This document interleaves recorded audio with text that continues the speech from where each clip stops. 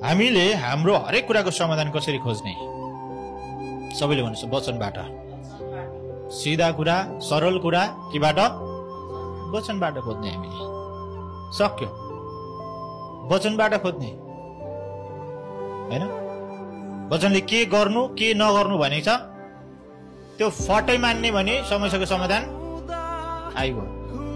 धेरै टाउको दुखाइ कुरा नै छैन। मेरो कुरा बुझ्नु नि हो कि? हामीले हरेक कुराको समस्याको समाधान पाउने कुरा नै कहाँबाट खोज्ने? वचनबाट खोज्ने। त्यसो भए हामीसँग के हुनु जरुरी छ?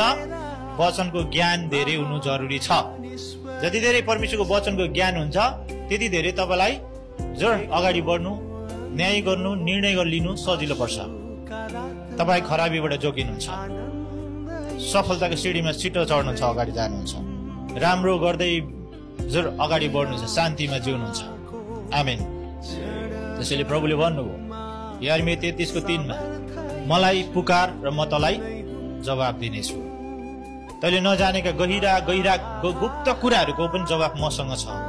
त्यो चाहिँ तैले सोधिस् भने म तँलाई बताउने छु, त्यो पनि स्पष्टसँग बताउने छु। प्रभुको जवाब हजुर अन्यल हुँदैन, होला होला हुँदैन, आधा सत्य हुँदैन, 90%, 99% होइन, 100% सत्य हुन्छ। आमेन।